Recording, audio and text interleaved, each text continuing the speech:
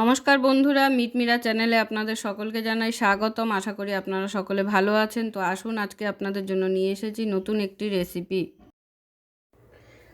পুজো কিন্তু শেষ, আর সকলে আবার নর্মাল লাইফে ফিরে চলে এসেছে।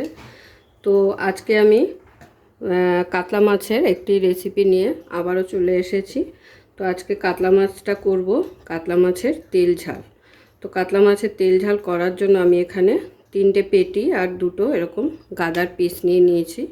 আপনারা চাইলে শুধু পেটি বা শুধু গাদা দিয়েও এই রেসিপিটা বানিয়ে ফেলতে পারেন।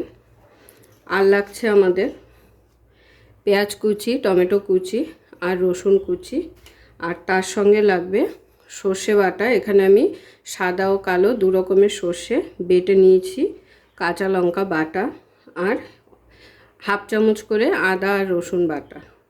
তো প্রথমে আমাদের যেটা করতে হবে, মাছটাকে ম্যারিনেশন করতে হবে। তো মাছের মধ্যে খুব ভালো করে নুন হলুদ মাখিয়ে রেখে দেব। প্রথমে দিয়ে দিচ্ছি পরিমাণ মতো নুন,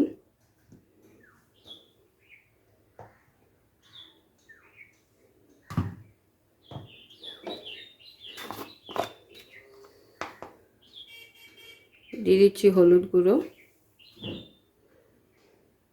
আর দিয়ে দেবো সুন্দর একটা কালারের জন্য কাশ্মীরি লঙ্কা গুঁড়ো, আর সঙ্গে দিয়ে দেবো সামান্য একটু সর্ষের তেল।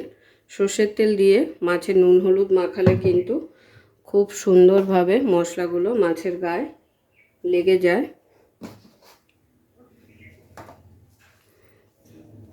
তো মাছের নুন হলুদ মাখিয়ে নেওয়া হয়ে গেল। এবারে মাছটাকে রেখে দেবো সাইডে। যতক্ষণে গ্রেভিটা তৈরি করব ততক্ষণে কিন্তু মাছের ভেতরে খুব ভালোভাবে নুন হলুদ ঢুকে যাবে। তো প্রায় 5 মিনিট হয়ে গেছে আমি মাছটা নুন হলুদ মাখিয়েছিলাম। এবারে মাছগুলোকে ভেজে নেওয়ার জন্য আমি এখানে একটি কড়াই বসিয়ে দিলাম। কড়াইটা গরম হয়ে গেলে কড়াইতে দিয়ে দেবো তেল। প্রথমে আমাদের মাছগুলোকে ভেজে নিতে হবে।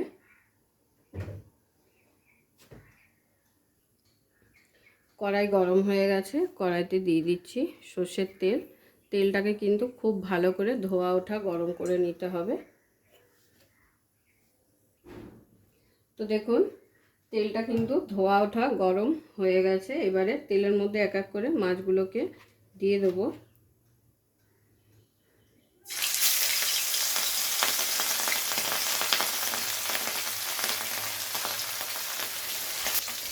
তো মাছগুলো এক পিঠ ভেজে নেওয়া হয়ে গেছে। এবার আমি উল্টে আর এক পিঠ ভেজে নেব।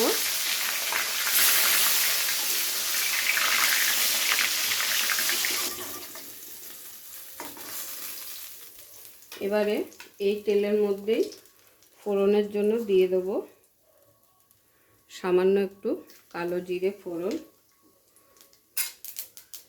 তারপর দিয়ে দেবো পেঁয়াজ কুচি,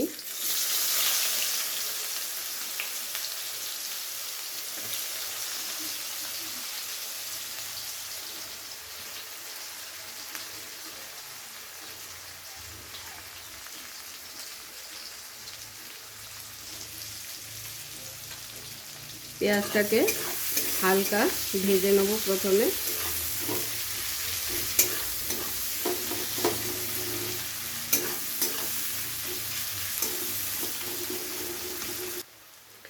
তো দেখুন, পেঁয়াজটা যখন এরকম হালকা বাদামি হয়ে আসবে তখন এর মধ্যে দিয়ে দেবো রসুন কুচিটা।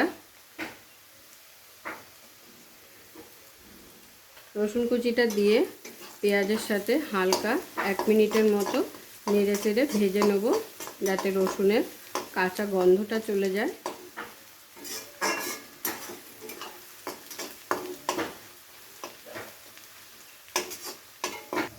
তো 1 মিনিটের মতো রসুনটাকে হালকা নেড়ে চেড়ে ভেজে নিয়েছি। এবারে এক এক করে এর মধ্যে মশলাগুলো অ্যাড করব। প্রথমে দিয়ে দিচ্ছি স্বাদ অনুযায়ী লবণ, হলুদ,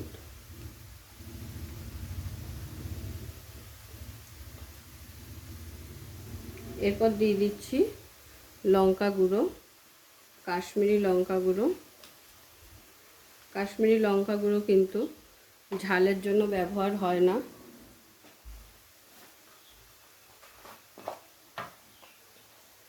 এরপরে দিয়ে দিচ্ছি জিরে গুঁড়ো,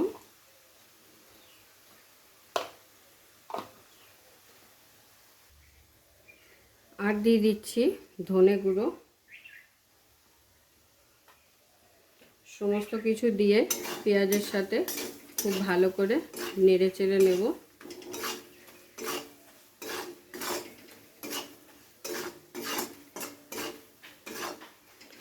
খুব ভালো করে পেঁয়াজের সাথে নেড়ে চেড়ে নেওয়ার পরে এখানে বাটা মশলাগুলো অ্যাড করব, যেমন কাঁচা লঙ্কা বাটা আর আদা রসুন বাটা।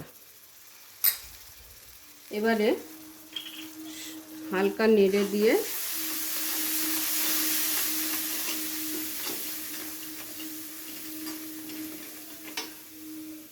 অ্যাড করব সামান্য পরিমাণ একটু জল। জল দিয়ে মশলা কষালে খুব ভালোভাবে মশলা কষানো হয়।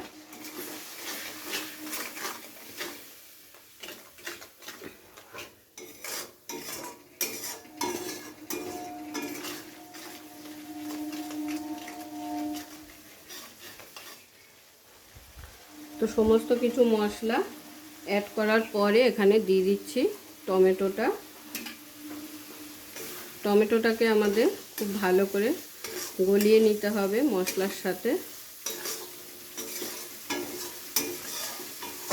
তো টমেটোটা দিয়ে গ্যাসের ফ্লেমটাকে লো টু মিডিয়ামে করে ঢাকা দিয়ে রান্নাটা করে নেব।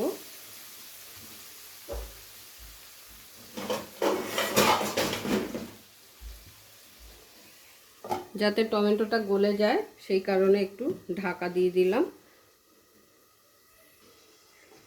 ঢাকা দিয়ে কিন্তু 5 মিনিট রান্নাটা করে নিতে হবে, কিন্তু তার মাঝখানে কিন্তু ঢাকা খুলে খুলে এইভাবে হালকা নাড়াচাড়া করে নিতে হবে যাতে কড়াইয়ের গায়ে লেগে না যায়।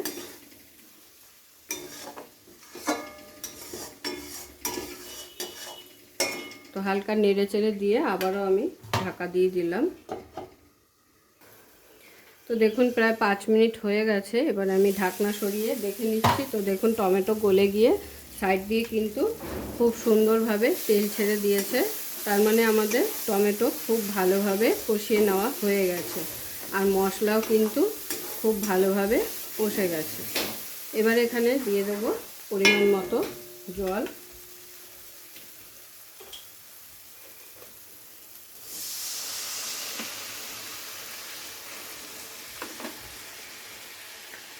জলটা দিয়ে খুব ভালো করে নেড়ে চেড়ে নিয়ে এখানে যোগ করে দেবো যে সর্ষেটা আমরা বেটে রেখেছিলাম, সেই সর্ষে বাটাটা।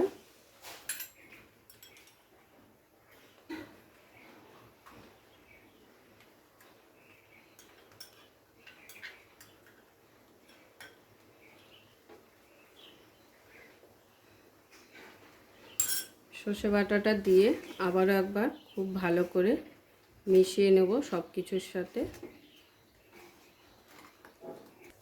তো এবারে ঝোলটাকে ফুটতে দেব। ঝোলটা যখনই ফুটে উঠবে এক এক করে মাছগুলো ঝোলের মধ্যে দিয়ে দেব। তো দেখুন আমাদের ঝোল কিন্তু খুব সুন্দরভাবে ফুটে উঠেছে, আর এখন দিয়ে দিচ্ছি ঝোলের মধ্যে মাছগুলো।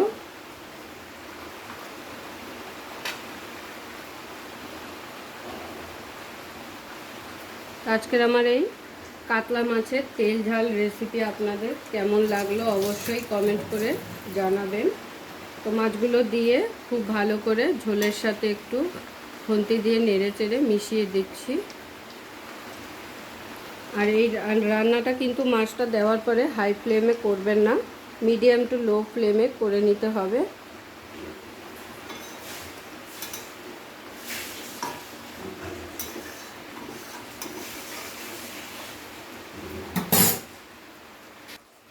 তো দেখুন প্রায় 10 মিনিটের মতন আমি এটাকে ফুটিয়ে নিয়েছি খুব ভালো করে। আর গ্রেভিটাকে কিন্তু আর শুকাবো না, এরকমই গ্রেভিটা রাখবো।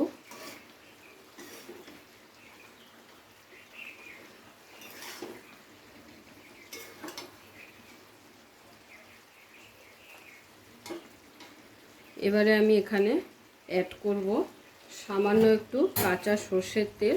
এতে করে কি হবে, এই রেসিপিটার স্বাদ কিন্তু অসাধারণ হয়ে যাবে।